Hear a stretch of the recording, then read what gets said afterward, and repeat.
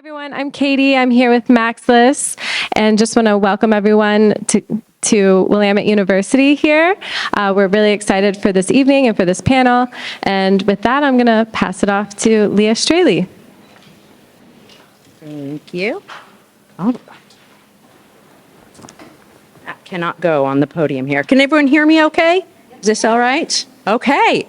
Well, welcome. My job here is just to say hello, do a little welcome and welcome you to our space. I'm really excited to see everyone here tonight. We are delighted to have you in our space. Willamette University is thrilled to partner with Panelists for an evening filled with networking and skill building advice and hopefully some good food. I've had a little bit of tamale boy already and I'll probably go back again. So please help yourself to the delicious food. My name is Leah Straley. I am honored to work with our graduate programs here at Willamette University. Welcome to the EcoTrust space. At Willamette, we call it the GPC, the Graduate and Professional Center. This building is pretty cool. And I'm going to say a few words about this building because I think it is pretty cool. It was originally constructed in 1895 as a warehouse for the McCracken Company. They distributed building materials. It was built with brick, as you can see all around us, and very heavy timber. And it reflected the city's industrial character at the time. Very practical, very sturdy, and it was designed to work with the railroad tracks. There were lots of trains going in and around the city at that time. After decades of use, it kind of fell into disrepair. And in the 1990s, the EcoTrust Corporation, a nonprofit organization devoted to fostering environmental stewardship and social equity, saw potential in the building. They bought it, they renovated it, and then in 1998, the warehouse was transformed into the EcoTrust building, making history as the first historic redevelopment in the Pacific Northwest to earn a LEED Gold certification for sustainability. Today, it stands as a hub for innovation and community connection.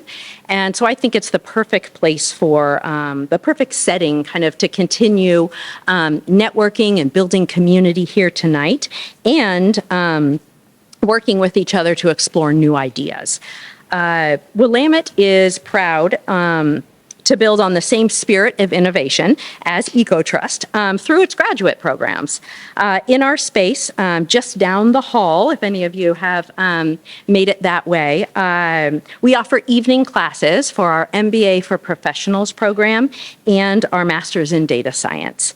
Tonight, there are actually 3 classes that are happening, so there's lots happening in the building tonight, but right down the hall, we have 3 of our classes taking place tonight. Data Ethics, Leadership, Effectiveness and Development, and Managerial Decision-Making. I think all of those are excellent examples of classes that help build skills for today's job market. Also, within walking distance of this building is the Pacific Northwest College of Art, which is that way a bit, also a part of the Willamette University family. Oh, and also a really incredible building. If you guys haven't seen Pacific Northwest College of Art, it's a really incredible building. We have graduate programs in arts, design, and critical studies at PNCA also. On our Salem campus, you will find our law school and our MBA program for early professionals and our new Masters of Science in Accounting and Finance. I would like to, before I step away, just give a shout out to all the Willamette folks who are here. So we have a big group of them back there. If anyone has any questions about Willamette University, yay, they're waving. Any questions about Willamette University, about our graduate programs, even undergraduate programs, anyone that has some kids ready to go to undergraduate, we're happy to answer any questions for you. And you can visit us back at our table back there. So this evening, you will hear from a panel of professionals speaking about the essential leadership skills needed to succeed in the job market. Please take advantage of their expertise. They will arrive shortly. Spend some time networking, and we at Willamette hope you enjoy the evening and enjoy the space. Thank you.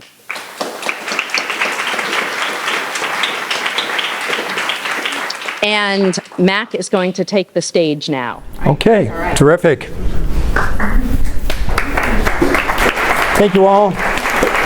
Thank you, Dean Straley. It's a pleasure to be with you and the Willamette here at the Willamette University's Atkinson Graduate School of Management.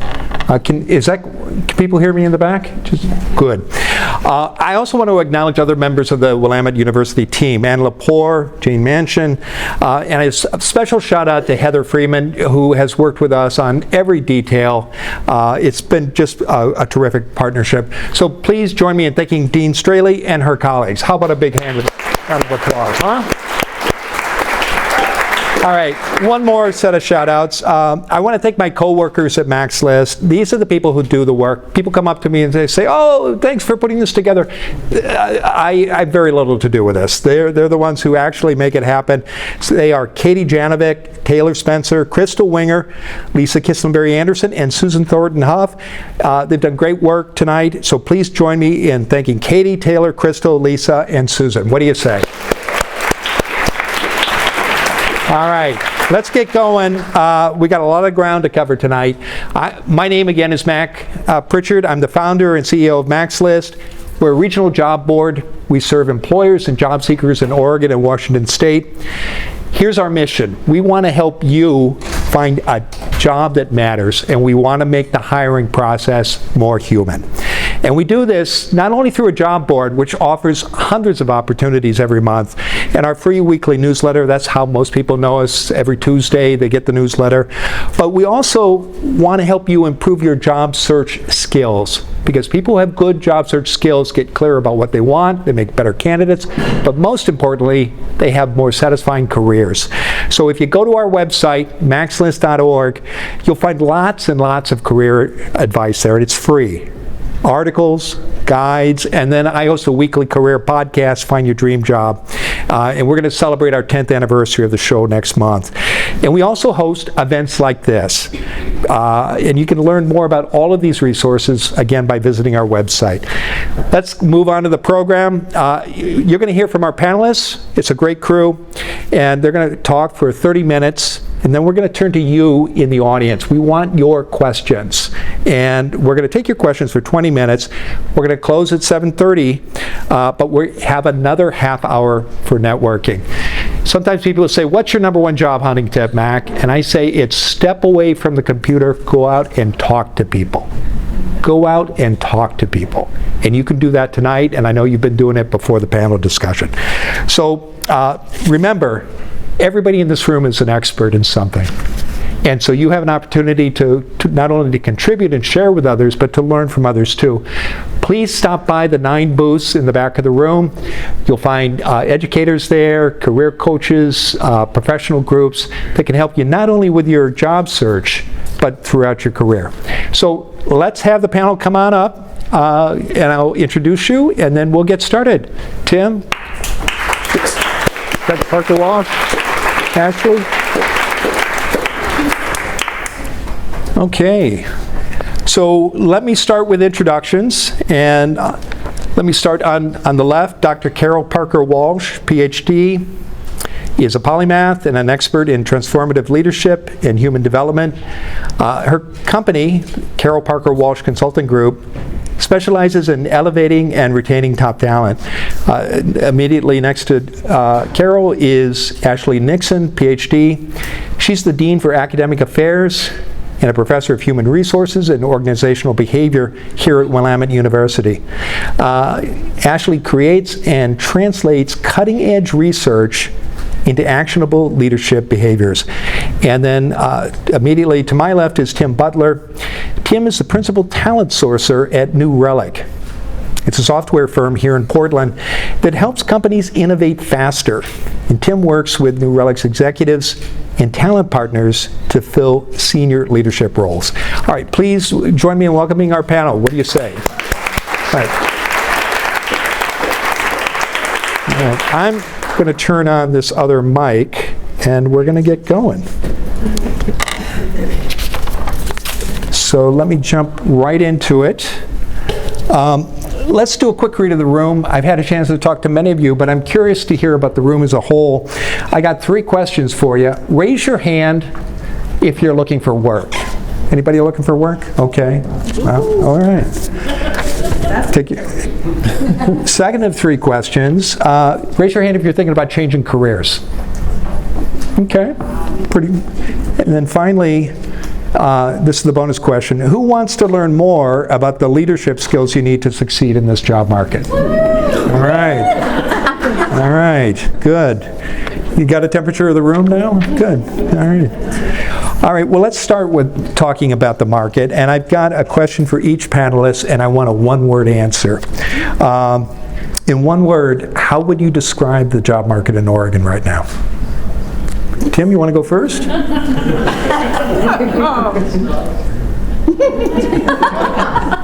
I'll just say wild. Wild. Okay. You want to pass the mic over? Mine's a little bit of a synonym, but I would say tumultuous. Wild, tumultuous. Carol? Yeah, uncharted. Okay. All right. Well, you painted a picture. Let's unpack that. Actually, why don't we start with you? Why is the job market this way? What's going on?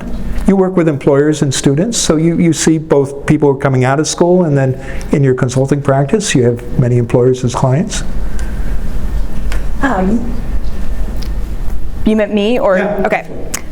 So one of the challenges that we're having in this particular area is there's been downsizing, right? Additionally, we've got some insecurity and instability in our economic system that is leading to employers, I was just speaking with someone earlier, employers posting jobs. How many of you have applied for a job and haven't heard back for months, and then maybe 2 months down the road, 3 months down the road, someone reaches out?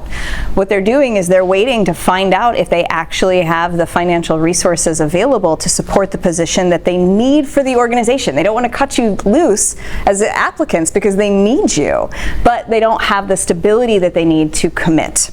And so that's being problematic on both sides, right? Like, people are needed in organizations. Organizations don't know if they have the consistent resources to have us in those organizations.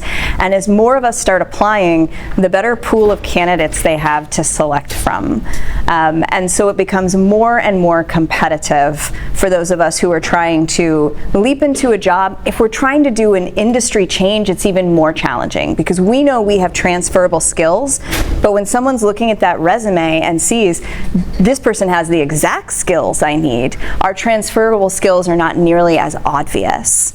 And so all of this is kind of teaming together to make it much more challenging for us to find those positions that 5-6 years ago might have been much easier, even 3 years ago. Carol, what are your thoughts? Yeah, the reason I said uncharted is because, we have AI that is very prominent, and so understanding, even if you're not trying to be a software engineer or going into something where your job may look like it's related to AI, you still need to understand how to master it, how to leverage it, not only in the process of finding something, but also when you get into something. Also, to what Ashley said, employers are in a very precarious position right now, and they're a little bit in a state of influx as well.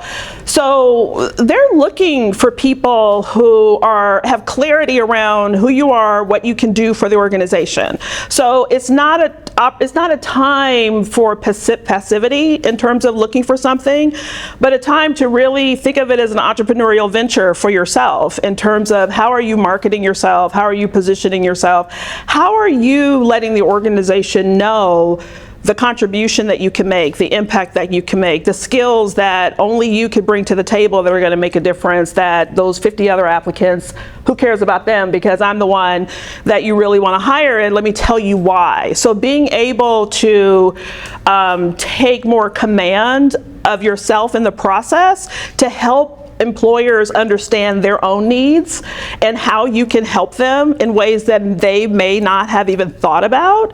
It's an uncharted territory. It's an opportunity for you to show up in ways that you probably haven't thought about in traditional approaches to looking for jobs. So that's what I would say about that. Quick follow-up for Carol, because I want to get to your take on the job market too, Tim, but many people struggle with figuring out what they want to do next. What's your advice for somebody who is, and I think this is natural, getting clarity about who you are and what you offer. What have you seen work for people who are in that place? Yeah, for me, it's about letting go of titles and letting go of specific positions that you want to go after. Just initially, instead of that, take inventory of what it is that you bring to the table. What are your, not just your noticeable skills or the things that you have maybe littered your resume with, but what are some of those natural talents and geniuses that you probably don't even talk about, or that you don't even realize that you know how to use and leverage in ways that you haven't had the opportunity to do that before. So, as they say in old Greek, I'm not a historian, so it's probably wrong. Ancient tradition, like know thyself, is like the key thing. If you understand not just I've done these skills that are related to this job, but I have this capacity and this genius of creating these deliverables and having this type of results in the work that I do in the world, that's a very different conversation. And it allows you to approach the conversation with much more clarity and surety than instead of, would you give me a job? It's more like, I have something that you need. It's a bartering and exchange, right? And so doing that self-inventory of really not just your skills, but going a level deeper and understanding your genius, your talents, how you leverage the way you do things, right? It's not just what you do, but the way you do it may be different than how someone else does it, right? Because you're more introverted, and so because you're more introverted, you're more process-oriented and you think deeper about things than someone who's extroverted, who probably is, a snapper decision maker, right? So understanding the nuances of how you do things that make what you do so important and unique and valuable is something that you want to do some internal dive into so that you can articulate that in an interview or in a networking conversation or whoever you're meeting, so that you can explain why you're different from everybody else. Tim, unpack your take on the job market for us.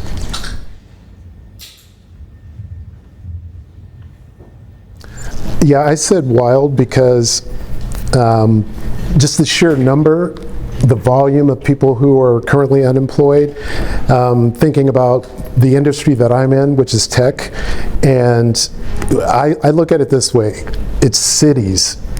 When you look at the sheer numbers, in some cases, whether it's a town of 50,000, a city of 100, 125,000, so it's the numbers that make it so wild, and the length of time that people are out there looking and searching, and being faced with the barrier of not getting to break through the ATS, the applicant tracking system, because you're number 501.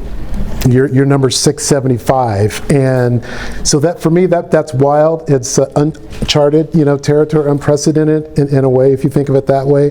But it's also the same way from my perspective as the employer too, because what you have are recruiters who maybe are accustomed to having 15 to 25 positions that they're working on, but maybe they're more accustomed to having 50 to 75 applicants that they're reviewing until they have to advertise to maybe get another 25 to come through.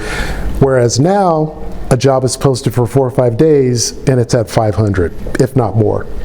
And they just simply don't have the time to go through all of that.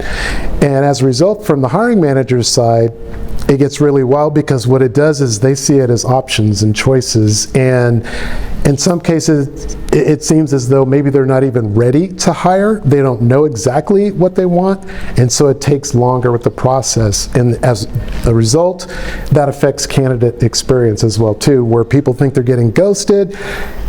maybe they're not necessarily being ghosted, it's just that the recruiter is trying to figure out what the hiring manager wants to do, and the hiring manager is trying to figure out, well, maybe there's somebody else in there that we can look at, or maybe I need to talk to some of my peers and see if there's a referral.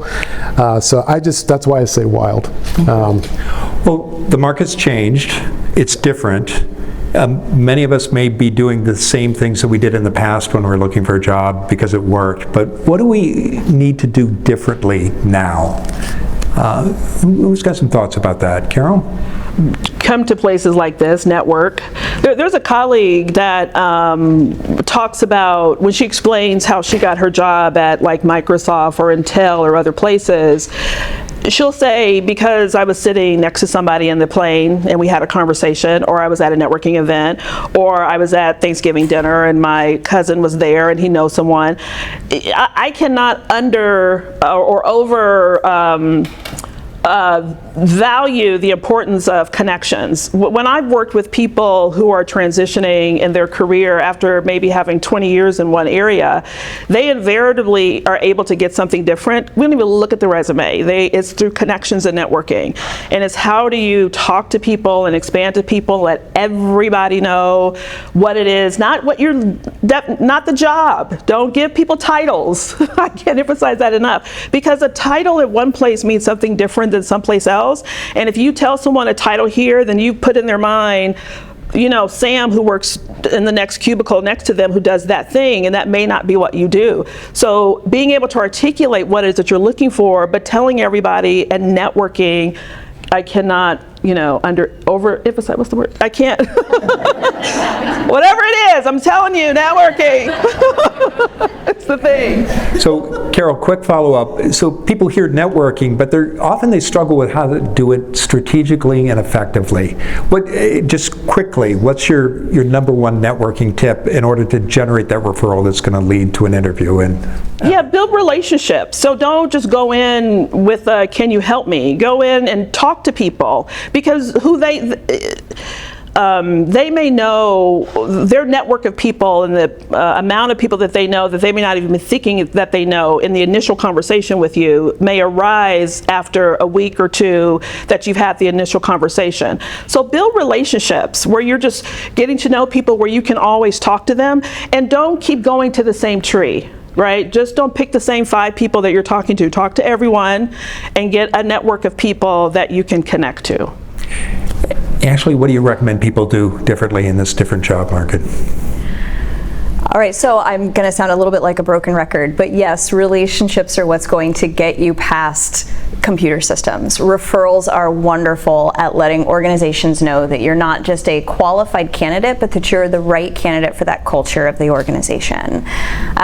So looking for ways to get referrals in organizations is a really, really key thing that you can do. One of the things that I often hear about networks is, I don't have one. Yes, you do. It might not be well tended to, but you know people, you have gone to schools in the past, you have met people, you come from towns, you know people. And most of these are search functions on LinkedIn, so you can reconnect easily. Reaching out to those people, finding out that thing that you have in common with them, connecting with them, and then not letting it stop there. We want to tend to those relationships, even if it's just, following them and giving them congratulations when they post things on LinkedIn. But then asking, can I have time to talk to you about what it would be like to work at your organization? Can I have time to talk to you about what it might look like to work in this field? Even if you think you already know, who cares, right? Just go out and ask them what their experiences are and learn something new, something additional. At the end of that, you can always have an ask, which is, who else do you think that I ought to talk to as I contemplate this change in my career? And see if they can help you build your network by just suggesting someone who you could then go and connect with. And then, of course, do the polite things. Thank them, make sure that they know how much you appreciate their time. People love doing this for other people. I always love asking, how many of you like helping others? How many of you like asking for help? Even I keep my head down there, yeah. So I'll offer you a small reframe on this. When you think about asking someone for help, realize every single person in this room pretty much raised their hand saying, I like to help others. When we ask for help, what we do is allow people to engage in the world, to be part of a society, and to do something that they really like doing. If we're asking people to talk about their career, it has the reflected glow of like, you know, I've achieved something. I have information that people want and is useful. That makes us feel really good. So try to break through that mental barrier. Realize that when you ask for help, people enjoy and appreciate it and are rewarded by helping you. And in that way, start growing and building your network so that you have those folks who can help you identify those geniuses and allow you to be more successful in this search for, you know, something that adds something more to your life than a paycheck. So quick follow-up, Ashley. You talked about how having an asking people for help makes the person who gets the request feel good. But why is it important for you as a job seeker to have an ask in every meeting? Why shouldn't you just say, well, it's been great to see you and let's stay in touch? Why is an ask important? One, for this particular scenario, it helps you grow your network, right? Asking who else would you recommend that I talk to in your organization or in your field allows you to start making connections with more people. And that's really, really valuable. It's also nice because it keeps that relationship ongoing into the future rather than being this person you talked to once. They're now someone who you might want to report back and say, this went really well. Thank you so much. That was brilliant. Thank you for helping me with that. And again, this norm of reciprocity starts building these relationships where we ask for something, we thank people, they want to help us, and so on it grows. And then, you know, suddenly we're friends. Can I say something to that too? Sure. Yeah, I want to see, you know, you are selling yourself, right? So when you go to a restaurant or any place, don't they ask you, would you like to see the specials, or do you want to supersize that at McDonald's, or like they're always upselling, right? And so the ask, I akin it to that, is you selling yourself, and it's kind of like the upsell. So here's one more thing. Now I've given you this key information, but then the ask is that level up so that you have a relationship to come back to, you have a reason to, you know, reconnect to that person, to follow up, to thank them. It's kind of like upselling yourself, because that is what you're doing, is selling you. So Tim, as a recruiter, the world has changed. There may be fewer positions. There are fewer positions to fill. There are more applicants. What do you see in the applicants who are successful, who get interviews and offers, do differently in this market? I would say one of the biggest things that they do, I'm a sourcer, and so a sourcer basically is a fisherman. I grab a pole and I go and I look for external applicants. So if you optimize, I saw somebody back there that had LinkedIn as part of their services. If you optimize your LinkedIn profile, that will do a world of good for you, because what you're doing is you're finding ways to make it so that your profile will rise to the top. Because as I told everybody before when we had our pre-meeting, that recruiters like to press the easy button because of the workload. The easier you make it for them to find you, or whether they're doing a search in their CRM of resumes, or if they're out on LinkedIn and they're doing a search, they just want to type in art director, software engineer. They don't want to do, and I don't know how many people know what a Boolean search string is, but most of them are terrified or hate the effort that goes into crafting a nice Boolean search. I love it. I geek out with it, but most recruiters don't. So you really need to figure out how to make yourself more visible. And kind of back to what you said at the top, stepping away from the computer and doing something that's different, getting out and meeting with people. And I don't see her, but I saw Dawn Rasmussen in the background there. There she is. Wave her hand. She's one of two people that I spoke to that helped launch me into recruiting, because I was on Twitter. True story. They both pointed me to the same person. So it started online, Because but did it move offline? Did you step away from the computer? What I was doing, I was just active on Twitter, and I was trying to figure out Twitter, and then also trying to figure out, okay, how do I break into recruiting? Going to different networking groups, and I found what used to be called Twitter chats, and Don and Steve Potestio is his name, were both part of this Twitter chat, and they both reached out to me and said, hey, if you want to have coffee, be happy to chat with you about recruiting.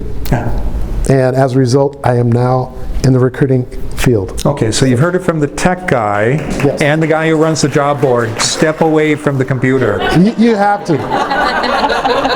Yes. All right. Well, let's move on to leadership skills, our theme for the evening. And I want to start with you, Carol, but I want to hear from everyone on the panel.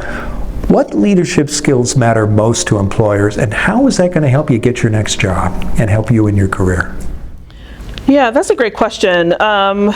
You know, at risk of sounding like a broken record, is really that clarity of what it is that you can do for the organization, what skills you bring, what talents you bring, but also understanding the impact and results that they can deliver for an organization, right? So I was sharing before that there's not, even in my career, and this is probably because I started my career as a lawyer, so I was a negotiator and pushy anyway, right? But there's not been probably a position that I have ever gone after where I haven't negotiated the job description in the interview. Because where I've said, you know, I've read the job description and I'm seeing these 3 functions within it, I don't think they belong in this function, or me saying I don't think the level that this position is being recruited for is at the right level for what you're looking for. But I always back that up with, because here's what I understand you're looking for and what you want this role to do within the organization and the impact you want it to have within the organization. And if you want to leverage my skills to the maximum level, these 3 things will take me away from what I could be doing at a tremendous level and the impact and the outcomes that I could bring within your organization. And they have always changed, because I come in with clarity, but also it lets them know that I'm someone that A, has studied their organization and understands the dynamics of it, 2, understands what their key issues and problems are and how what I can do can help with those key issues and challenges, and 3, that I'm vested, because I've said, here's what I'm excited about coming in and doing these 3 things. And in the first 30 days, here's what I want to start doing. That has shocked most interviewers when I've had those conversations, but that level of leadership translates in their mind to someone who's going to come in this organization and make an impact and make a difference. So, but it starts with having that clarity around what you bring, but also the research that you've done around the impact that you can have within the organization, right? It's not just what you do, it's the outcome of what you do, and understanding that and the relationship between the organization.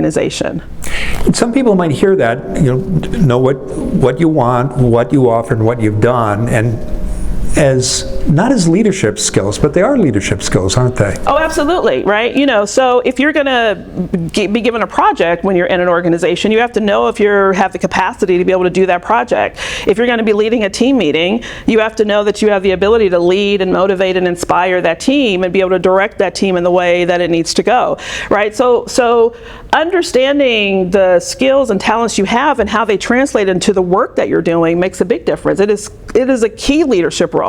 Most leaders that I even work with, or people who want to promote into leadership, struggle with, you know, why don't they see me as a leader, or why haven't they picked me, or I've been in this role for 8 years and I'm still not a director, or I'm still not a VP in that position. And it's because they haven't articulated that value, that unique promise of value that only you can deliver.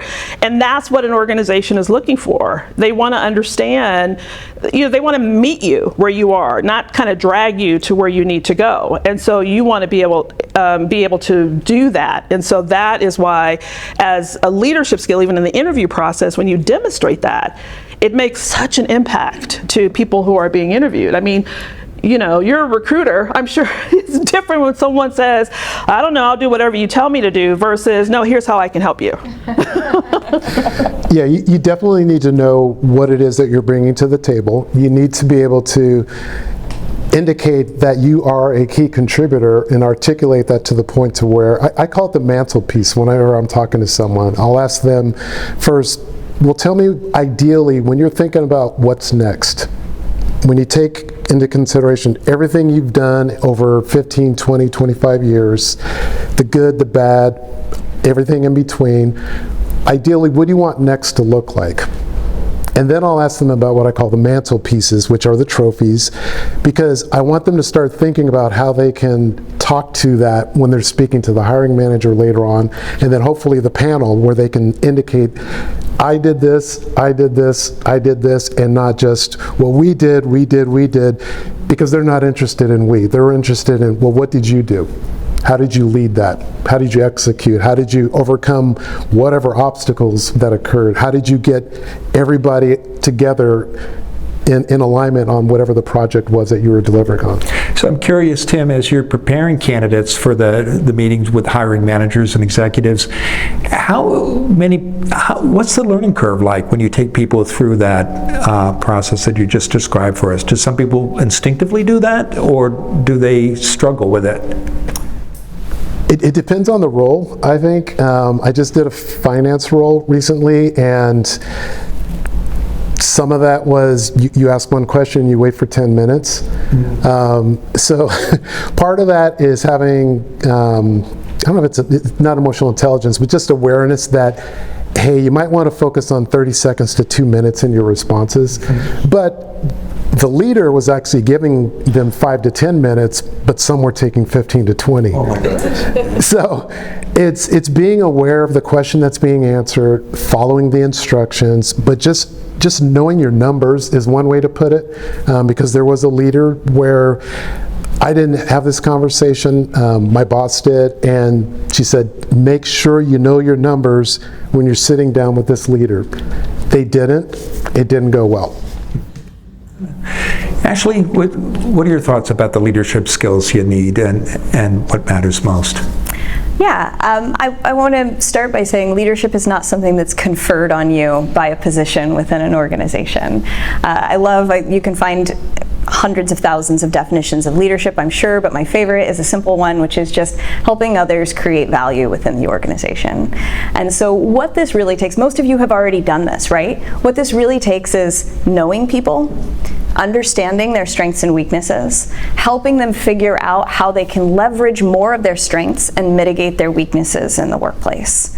And so when we think about evidencing this and showing this off in our networking and our interviewing, it's really about talking about how you leveraged those connections, you leveraged that emotional intelligence, that awareness of other people to help them be more successful, which made you all more successful.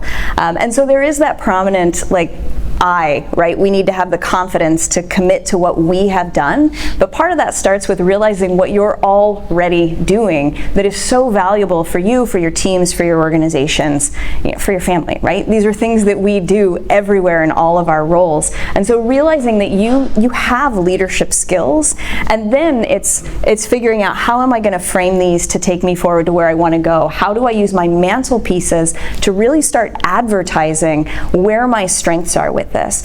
But realize fundamentally, leadership is not about telling people, it is not about demanding, it is about getting people to do the work in a coordinated fashion, which anyone who has ever tried to steer a rowing boat with someone they love knows how hard that is. So when you think about talking at these meetings about leadership, make sure you're centering the fact that it's based off the relationships you create with others and your ability to drive them to be successful, not just yourself. If we concentrate on the results, we oftentimes don't get them. If we concentrate on the people, the results often come. And so making sure that that's centered in your answers is where your leadership prowess is really going to start showing. Well, thank you. Well, it's 10 minutes past the hour. We want to get to you and your questions.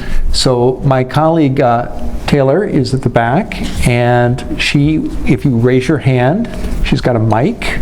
She's collecting it right now. And when you do ask your question, we ask you to stand up and just share your name. So who would like to go first? I can go first. Okay, we'll start here, and then I see some hands in the back.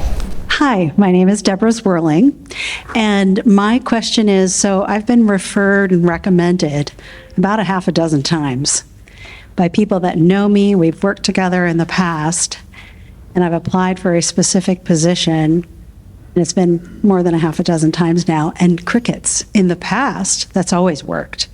But I'm hearing from other people that are in the same boat are experiencing the same thing where they're not hearing anything.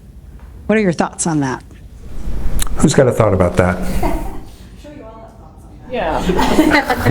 I can start. Candidate experience is something that, believe it or not, companies do care about, but they're definitely not perfect. Around referrals, I know it depends on the organizations, but there's a term called white glove service that I think a lot of companies do aspire to, which is, oh my gosh, this is a referral. We need to make sure that we treat them with not kid gloves, but just provide white glove service.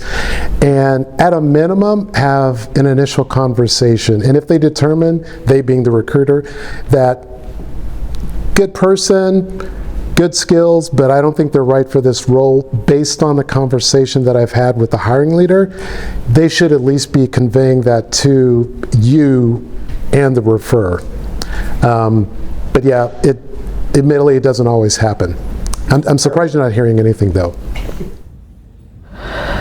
Yeah, I would say, so, you know, you don't want just somebody to refer you. You don't want someone to say, oh, I'm going to pass your name on to so-and-so, and then, you know, you really want to kind of take charge of the process. So if there's a referral, you want them to do an email introduction. You want to first make sure they talk to the person and then come back to you and say, yes, they are wanting to hear from you.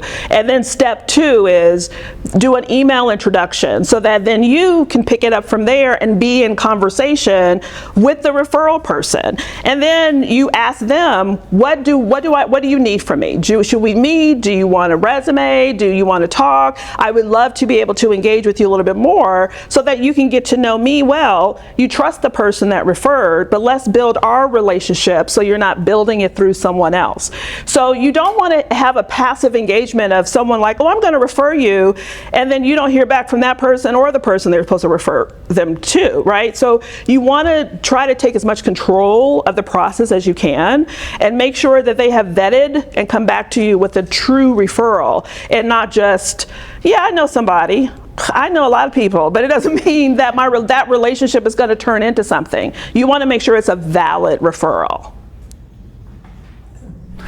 Next question, or do you have anything to add, Ashley? That's great.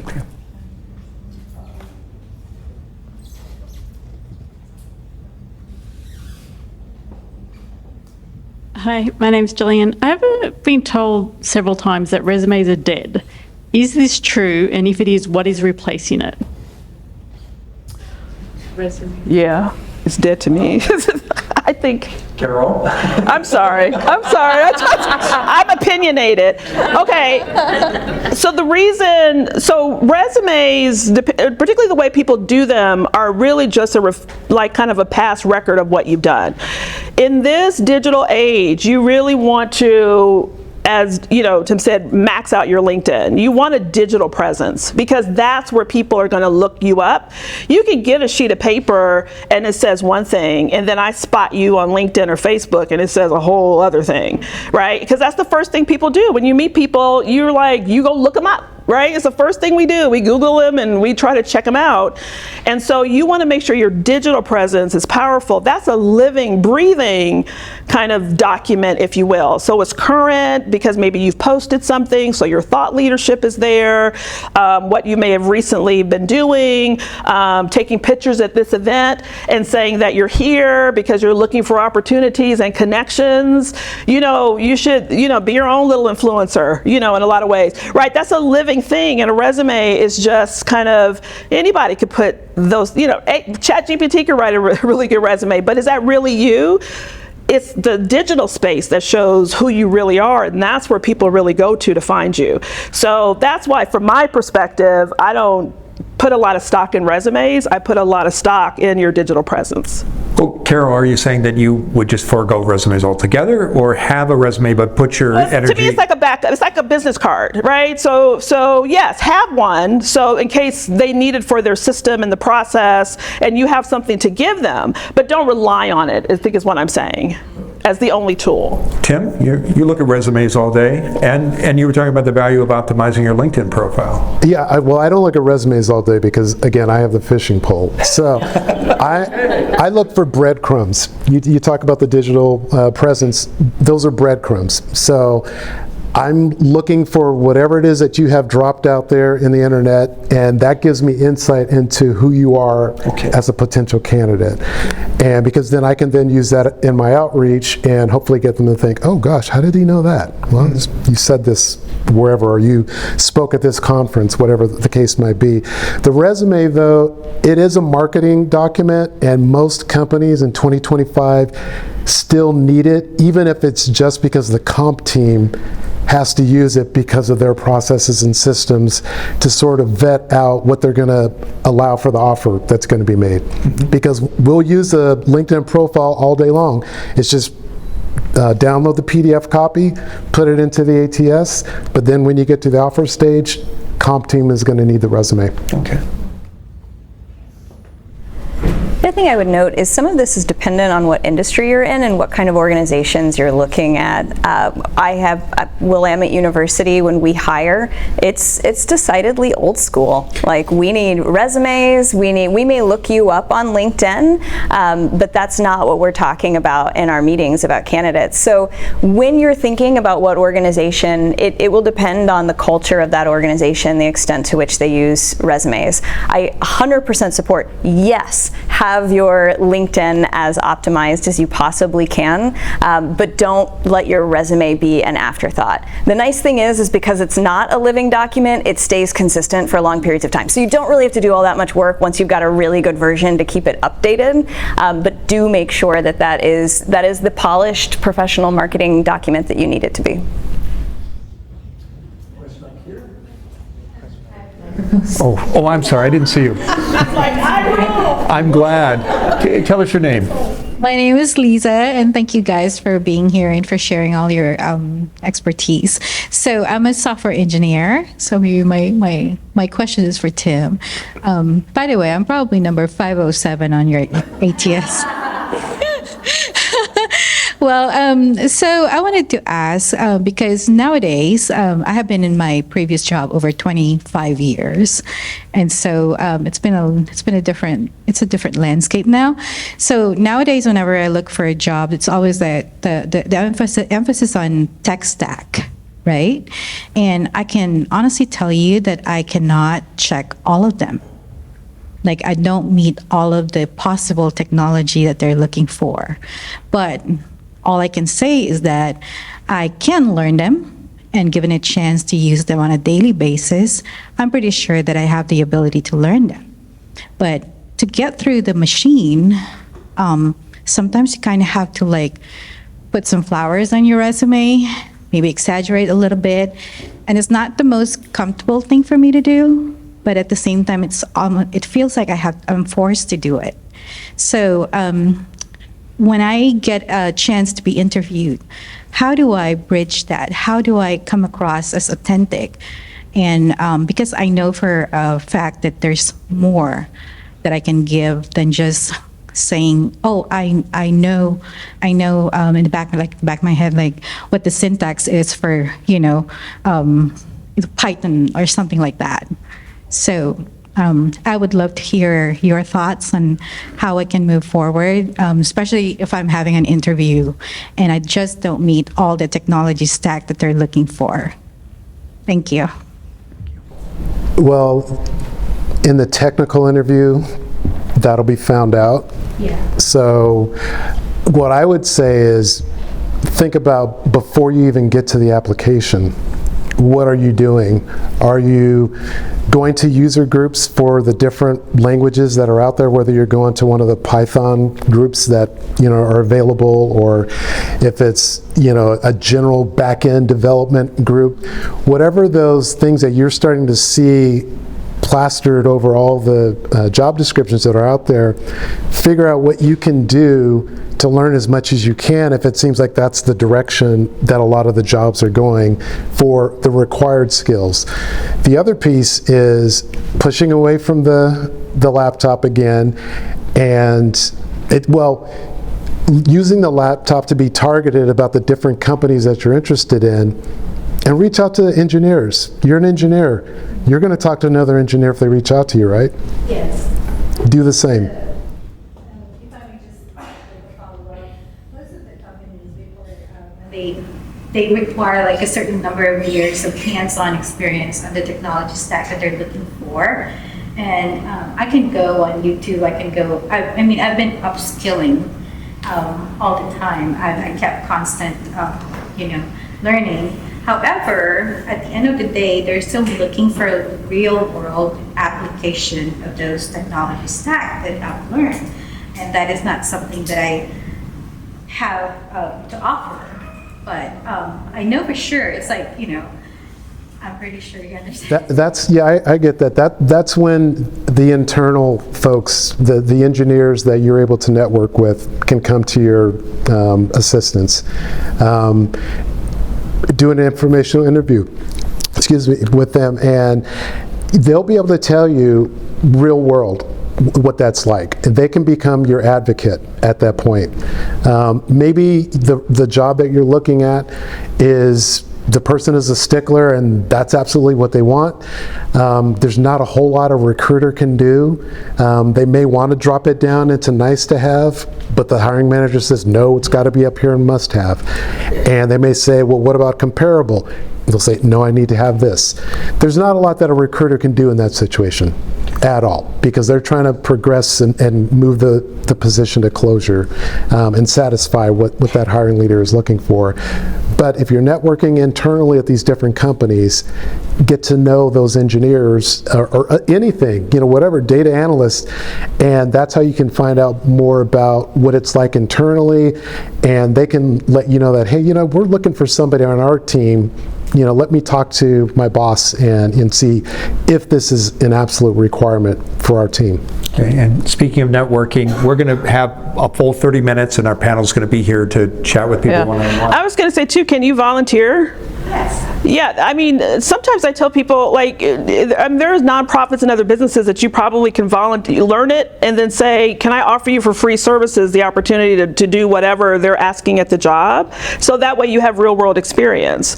So piloting and testing out, through networking, finding people that maybe you can do whatever you're supposed to know how to do for that job, and then get the experience in an unpaid manner, could actually help you get that experience that you're looking for. We've got time for one more question. Who do we have, Taylor? Hi, I'm Maya. I actually have two questions. I'm so sorry. I picked another one along the way. You had mentioned taking in charge of the process. I'm assuming for that you already have to have built that relationship. And to what degree? Yeah. Please. Into what degree? And then my second one is, when it comes to negotiating, I'm not at a place where I'm comfortable talking about finances. So is it more impactful doing it through phone or email? And those were my two questions. Okay, I'm sorry, I didn't quite catch the first one, but okay, so I can repeat it, sorry.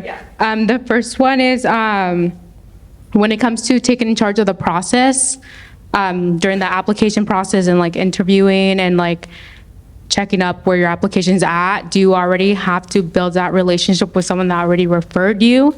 And also to what degree? Because sometimes there's a position that I'm looking at and I'm emailing someone and I just done the introduction email, but I don't have a strong relationship with them.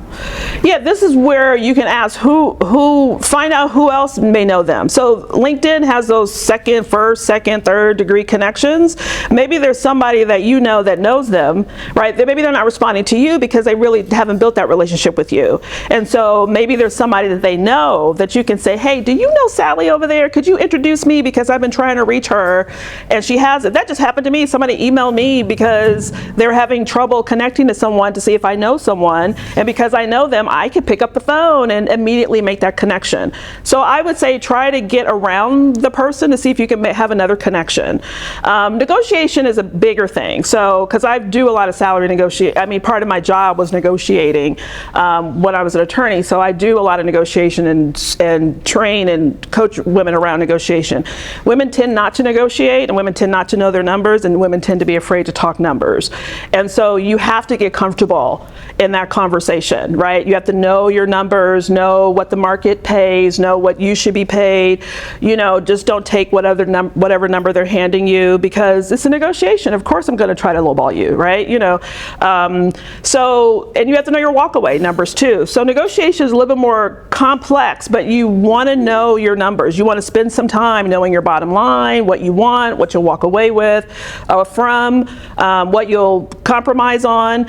And I'm a big proponent of salary and benefits are not the same thing. When people are talking dollars, don't talk to me about vacation, or talk to me about that I have a gym membership, that I don't pay a bill. So, you know, I talk numbers different than I talk benefits, and I really try to keep those conversations very separate when I'm talking about negotiation or supporting people in that process. But it does require a little chutzpah. And you should always negotiate. Even if it's a no, it's definitely a no if you don't ask, but you should always, always, always negotiate. Everything's negotiable from my perspective.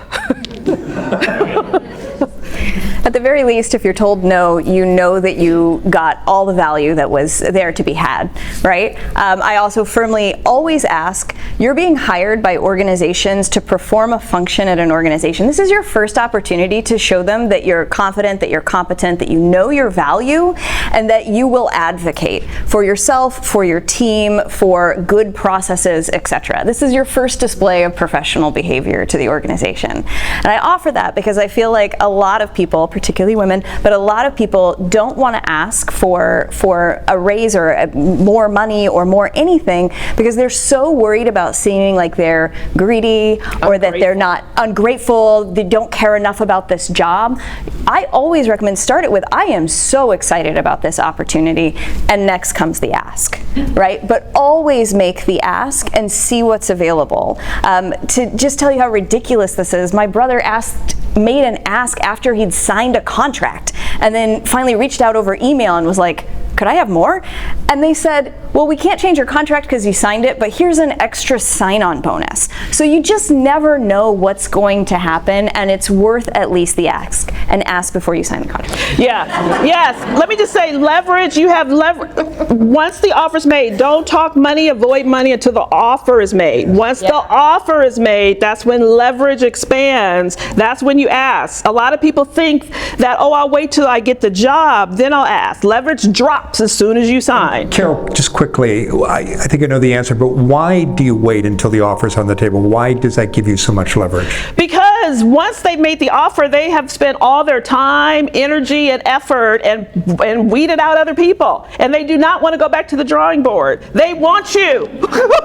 They want you to say yes. The longer you take to say yes, the more it's impacting what's happening behind the scene. You know, Jim is doing more work and, you know, or doubling up on it, and he's threatening to quit because he's sick of doing that job, or when are you going to hire somebody? So they're getting the pressure. Their bosses are like, when are you going to fill that position? We're losing money.